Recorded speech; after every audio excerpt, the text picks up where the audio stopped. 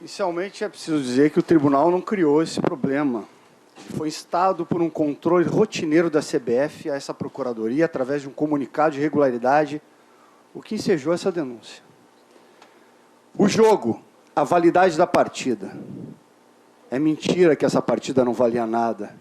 E eu não vou ofender a inteligência de vossas excelências, apenas a compulsar os pontos obtidos na última rodada e o que valia a classificação de ordem para a Libertadores, para a Sul-Americana e até rebaixamento. O atleta, ninguém explorou durante todo esse tempo, aqui, nos autos, no processo, algo que é elementar de um caso como esse, que é muito simplório do ponto de vista jurídico, rotineiro mesmo na casa. O sujeito que não é oculto e que está encartado no artigo 214, que diz: incluir na equipe ou fazer constar de súmula ou documento equivalente. Atleta! Atleta! Nós estamos julgando clubes por atletas irregulares. Cadê o atleta Everton? Vamos acreditar na boa-fé do clube? Vamos acreditar na boa-fé do clube. A boa-fé do clube impõe, e não é um dever da procuradoria, impõe o atleta aqui, dizendo por que jogou.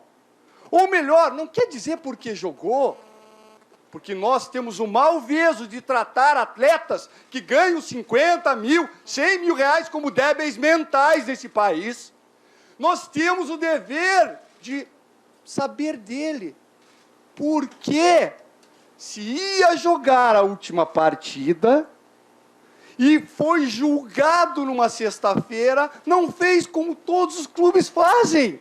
Trazem os atletas a depor para tentar livrar ao menos suas penas, já tinha cumprido automática, podia receber até uma transação disciplinar e jogar livremente no fim de semana. Não, esse atleta não está aqui. Então, boa-fé, esqueçam a boa-fé. Esse artigo nem fala de boa-fé ou má-fé. Esse dispositivo não fala de culpa e dolo específico, de vontade livre ou consciente de transgredir as normas. Esse dispositivo, essa infração, esse desvalor de conduta, ele requer, obviamente, a mera inclusão de um atleta irregular no campo de jogo. Porque ele é uma conduta grave, ela desequilibra a competição. Não adianta falar que entrou, era reserva. Nós estamos falando do maior campeonato do mundo. Não estamos falando do jogo de várzea do fim de semana. Nós estamos falando de uma partida televisionada que valia, sim. E o atleta não está aqui. Não compareceu aos autos para explicar para a torcida o que aconteceu. Não para nós, mas para a torcida. Já estamos falando de moralidade, de público, da deformação da opinião pública. Para a torcida. Se a Portuguesa perder os pontos, como há de perder em situações rotineiras como essa, que seus torcedores cobrem do seu clube porque esse atleta não veio aos autos, não veio ao processo. Ele deveria estar aqui dizendo por que aconteceu. E é uma prova essencial a esse processo. Por que atleta irregular não comparece aos autos num processo, o processo mais importante da história desse clube? Fica dando entrevistas por aí que de nada valem aos autos. Tinha que estar aqui e não estava, e não esteve, e não estará, porque não interessa colocar esse atleta aqui. Ponto número 1. O atleta Everton não cumpriu a pena. É fato incontroverso. O artigo 133 do Código, que tanto se fala, não conflita em nada com o Estatuto do Torcedor. O Estatuto do Torcedor é uma norma que regula as relações entre os torcedores em várias áreas. Dentre elas, a justiça desportiva, onde o torcedor tem o direito de saber das decisões da justiça desportiva. Tem o dever de conhecer as decisões. Mas para fins de eficácia de cumprimento da pena, é óbvio, é básico de que haveria, sem nenhuma dúvida, de se cumprir decisões de assim. O doutor Zanforlin, o problema é que ele não acredita na tese que defende, com todo respeito. Porque no dia 18 de outubro, a 5ª Comissão Disciplinar julgou Portuguesa e Corinthians, num jogo que foi realizado em 29/9. O atleta da Portuguesa levou uma partida. Como já tinha cumprido automática, jogou no fim de semana. O outro Sheik, defendido pelo doutor Zanforlin, foi punido e cumpriu no fim de semana, como deveria ser. Então, para uns vale, para outros não vale. E é disso que nós estamos falando aqui. Vale para todo mundo ou não vale esse negócio? Nós estamos aqui brincando de fazer justiça desportiva, vale para alguns. Ah, o Estatuto Torcedor, agora descobrimos a pérola. Excelências, o artigo 133 é consonante com o Estatuto Torcedor. Um deles fala em publicação de decisão. Outro, como Lei Pelé, e o próprio Código fala da eficácia do cumprimento das sanções, sob pena de se fazer tábua rasa de qualquer decisão dessa casa. O controle das suspensões, o BID das suspensões, esses autos não mostram nenhum relatório, que são 3 relatórios que a CBF emite, um de suspensão, outro de STJD e outro de controle de cartões, não mostra STJD. Não há nesses autos este relatório, e nem teria como existir, porque está em construção. É óbvio que a CBF depende de notificações, intimações dessa casa para, evidentemente, fornecer relatórios com maior precisão aos clubes. E este não está e nunca esteve disponível. Porque neste ano de 2013, há um processo de informatização da casa, com processo eletrônico e digitalizado, para que este relatório seja implementado. E se vossas excelências quiserem compulsar estes autos, podem ficar à vontade, que vão encontrar, no máximo, um documento com uma rasura, a caneta de que é um documento do dia 10 depois do jogo. Não presta o documento. Mas vamos emprestar alguma legalidade a isso? Não podemos, mas vamos emprestar. Não há como, porque o Código não deixa. O Código não deixa a CBF anistiar atletas. O Código não deixa que quem quer que seja, por um ato administrativo, descumpra uma decisão dessa casa. Estava no parágrafo único do próprio artigo 133. Não há como admitir esse documento. Essa casa julgou, nesse ano, para ser muito sintético, 80% de condenações de participação irregular de atleta. Não é nada insignificante. Os precedentes têm dois únicos. Um em que a CBF admite o erro da anotação no BID e foi investigada por isso, e o outro de um atleta homônimo. Todos os demais condenados, fora os que estão tramitando aqui ainda em grau de recurso. Inclusive o naviraiense, que foi defendido pelo doutor Zanforlin. Por isso que, com toda a vênia, ele não acredita nessa causa, não tem como acreditar. Todos os casos que ele defendeu não têm a ver com esse caso.